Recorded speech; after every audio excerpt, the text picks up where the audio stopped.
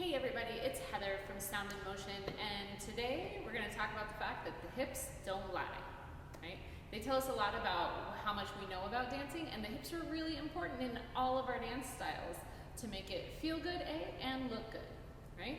So there are 3 planes of motion that we're going to go over today with our hips, and this is going to help develop our understanding of hip action in any dance style. Right? If you know the action in these 3 planes, then you can learn any hip technique in any dance. Okay? So the first one that is hands down the most commonly misunderstood is the up and down of the hips. Right? People frequently mistake up and down for side to side motions. Right? So what we're going to do, and as with this and as with anything that you're trying to see how you're doing and understanding what's going on, I'll give you pointers as best as I can, but when in doubt, video yourself doing the move, right? So when we do it up and down, I want you to take a video of yourself moving your hips up and down and see if you are indeed moving your hips up and down, okay? So we're going to start up and down. If I stand here and I bend my knees, this is the key. My hips, both of them, cannot go up and down if I have straight legs. For example, if I straighten this leg, I cannot bring this hip up any farther. I can only work in this hip, right? So for my bachata dancers and things like that, we need to understand which hips we're using for the dance style that we're doing. But when I bend my knees, now I can go up, right? So we're here. What we want is straight up and down. So if I put my hands right here by my thighs, right, and I keep them there, when I go up and down, my hips are not going to touch my arms, right? If I'm moving my arms, then obviously they're not going to touch my arms. But if I keep my arms just still and I go straight up and down, this is what we're looking for. If I'm swinging them side to side, my hips will touch my arm every time, right? So one simple way to force your body to go up and down is to stand on one leg, and I'm going to use this foot as just a little kickstand, right? And I'm going to bend the knee. When I bend the knee, there are a couple of different places I can bend the knee to. I want to bend the knee comfortably, right? I want to feel like it's really pretty bent. If I go any lower, I'm like, holy shnikes, I'm squatting. And I don't want to be squatting, so I'm going to go just above that squatting picture. When I'm here, if I hang out here for forever, my leg will be on fire, right?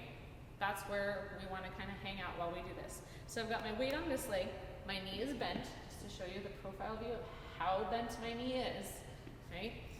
So my knee is bent, and then I'm going to take the hips up and down, right? So by standing on one leg with a bent knee, it forces, so this hip comes up, then this hip comes up. It forces the up and down. If I go to the side, I'm going to fall over, right? I cannot go to the side and be on one foot, right? As you get more comfortable, you should be able to do this without the kickstand, right? You want to be able to balance on one leg. As a dancer, it's just important, yes? Same thing on the other leg, up and down. You might find that you have one side that's tighter or looser than the other. If you find that you're like, my twitching, it's not moving, tactile assistance when you're doing something, so the power of touch is really, really helpful. So if you're struggling, you can literally grab your waistband in the back, okay? And I take my same plie in my leg, and then I'm going to pull my hip up and up, right? Really getting that, so to help my body understand what up and down in my hips is, yes?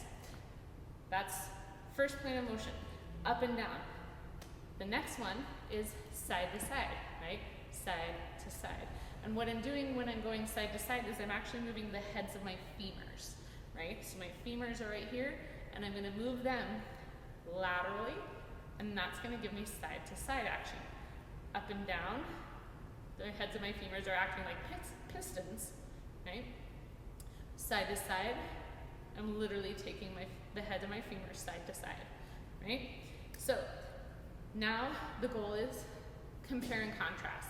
So as you practice this, right, Up and down, side to side. Up and down, side to side. And be able to move back and forth between the two and know which one is which and all of those things. Yes? So, the first two planes of motion for the hips. The third one, we're going to do, there's a fourth, right? The third one is rotational, right? So now what I'm going to do, I like to think of this as, so we're going to talk about a figure eight, right? When I do a figure eight, I like to think about it, instead of an 8, I like to think about it as an X with two sides. So if I think about the heads of my femurs, right, like two little joysticks, I'm going to bring one forward and one back, the head of my femur, right?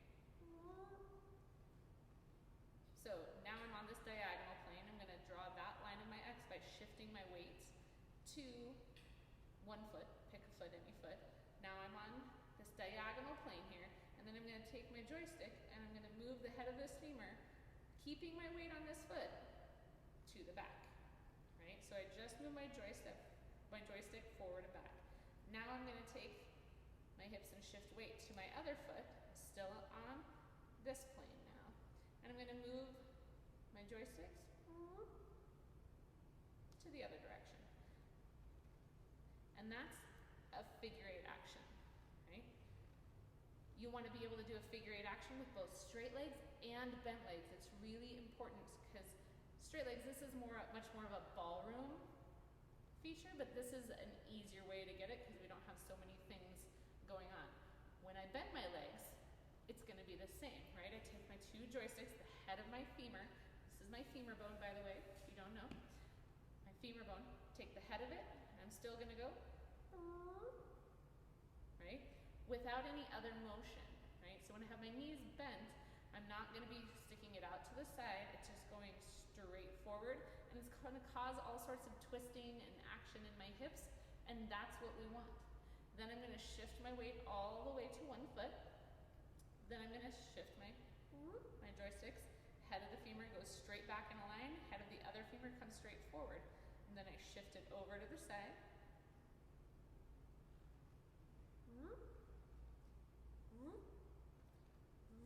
Hip action is all about understanding and visualizing where the head of my femur is going, right? So the last one is like a forward and backward tilt, like we would use in a reverse body roll here, being able to go forward and back. When we do this, it's the same thing. It's actually up and down still, but it's up and down in the front to back plane instead of on the side to side plane, right? So when I go up in the front, it's the same thing. I'm going to pretend like I'm grabbing my waistband and I'm just pulling it straight up, right? When I'm going for the back, I'm going to pull the back straight up, straight up, straight up, and really get the feel for what up and down in this plane of motion looks like, right? So those are your 3 planes with a little bonus plane of motion for your hips. And the more you understand that, the better off you'll be as a dancer in any dance style. So I hope this serves you. I hope you learn from it. And if you like it, love it,